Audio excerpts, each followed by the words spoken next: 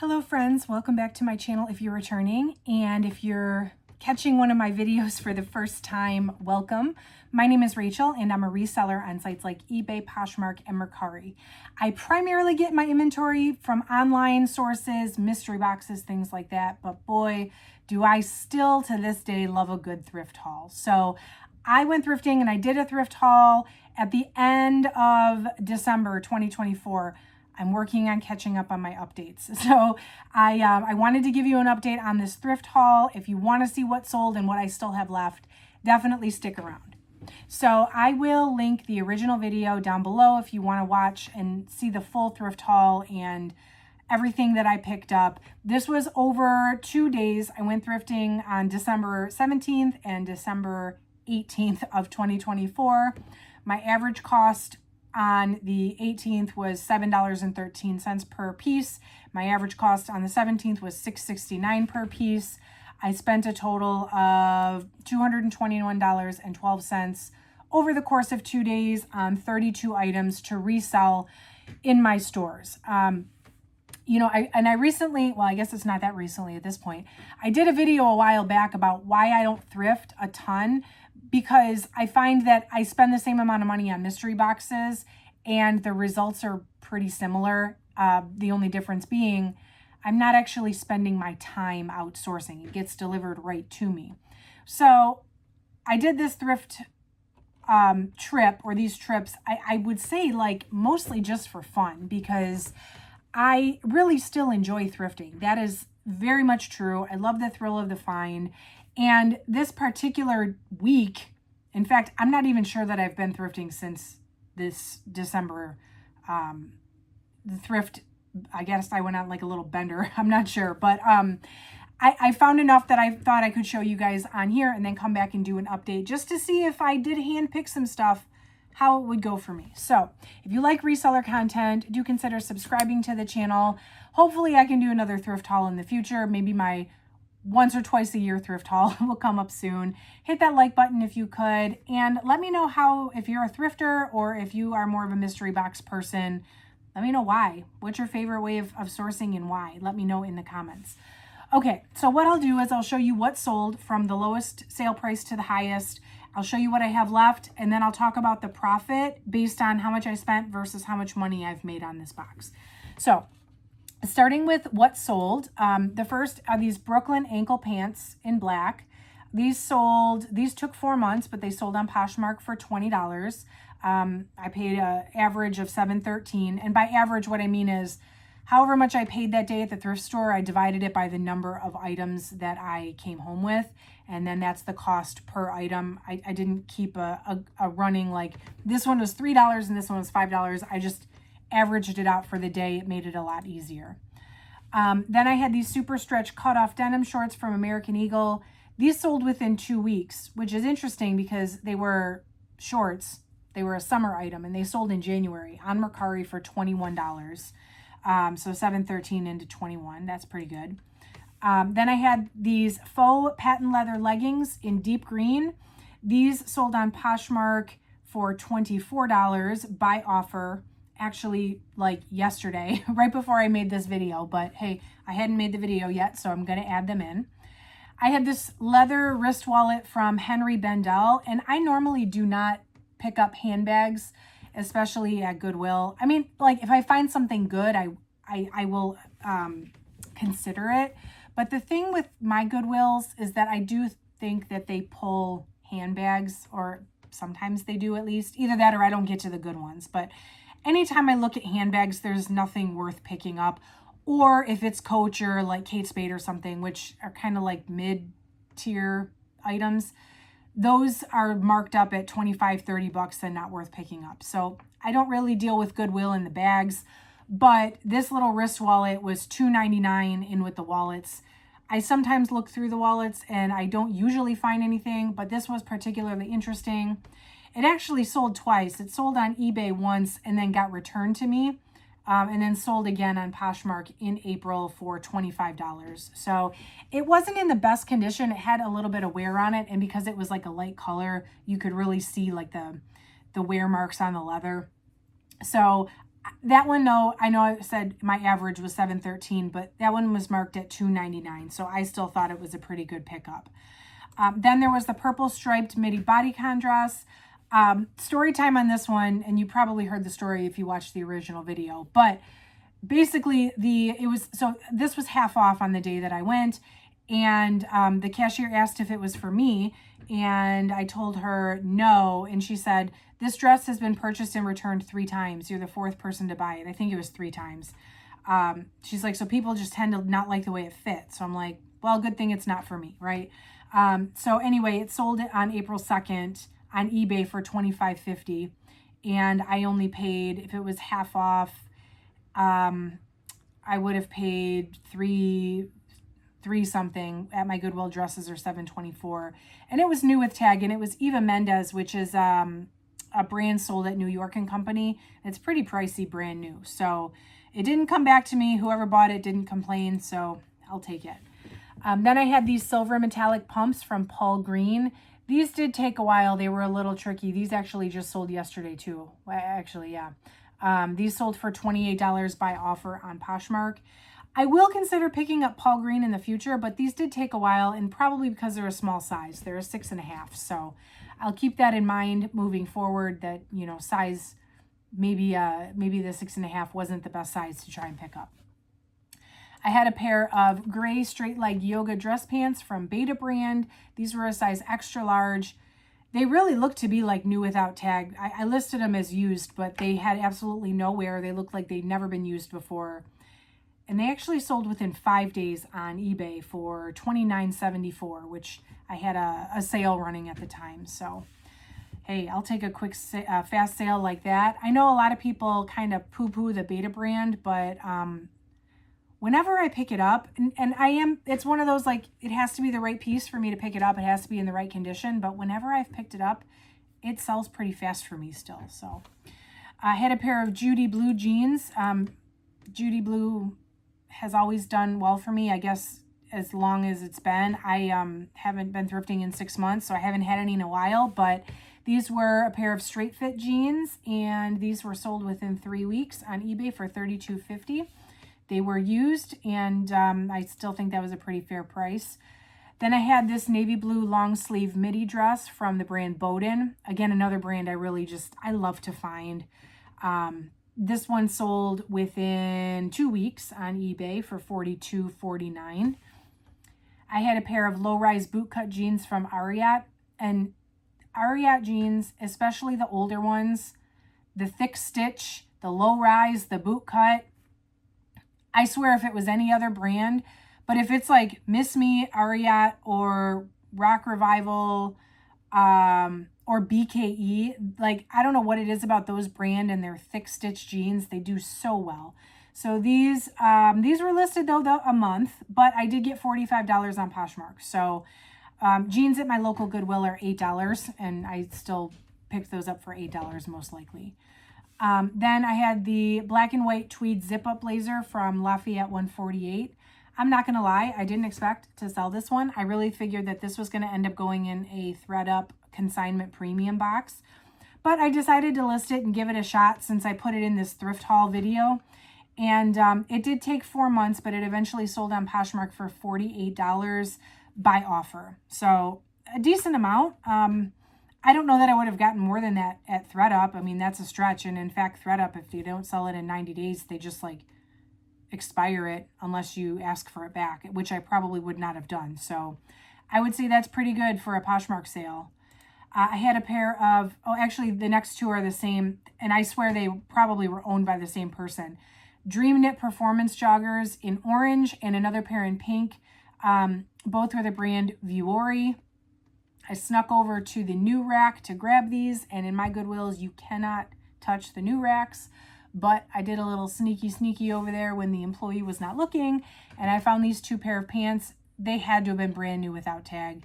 I listed them as used, but they were perfect condition. They must have just not fit or something.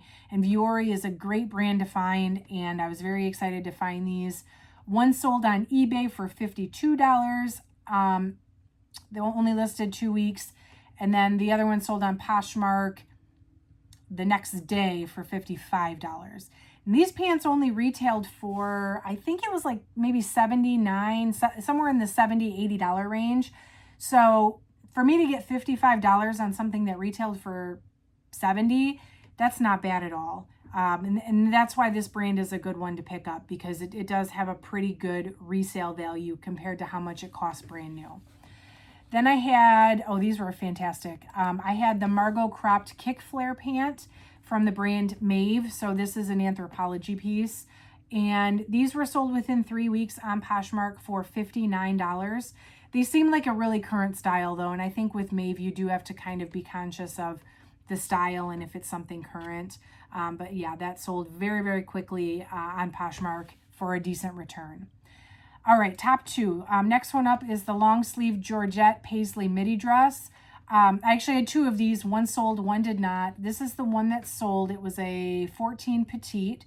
Took 3 months, but sold on eBay for $59.49. This dress retailed pretty high. I actually had it listed much higher than that. Up, gosh, I think I had them listed over $100 at one point. But after 3 months, it hadn't really been selling. So again, I only paid, I don't remember if this one was half off or not. I'm not going to lie. But I wouldn't have paid more than $7 because that's how much dresses are at full price, $7.24. So I might have paid $7.24 and I still got $59.49 for it. So yeah, that's still a really great return on my investment. And then the highest selling item from the box was this pair of L'Agence Pillar dress pants. Very current style, wide leg, high rise, size 16, so bigger size. And these were brand new with tag at Goodwill for $6.24 is what pants are at my Goodwill. And I sold them on Mercari. I love it when the highest sales are Mercari sale because Mercari takes the least amount of fees. They sold on Mercari for $110. Whew, so that was amazing. And that's everything that did sell. So out of my 32 pieces, I sold 17 and I still have 15 left. So really, I still have half of it after 6 months. And that's not really too far off from the how my mystery boxes do, honestly. So here's what's left. I've got these Ilaria Boucle pants from House of Harlow, 1960. I thought this was a good brand. Maybe it's just not anymore. And I have a few pieces in this brand and I can't sell it to save my life.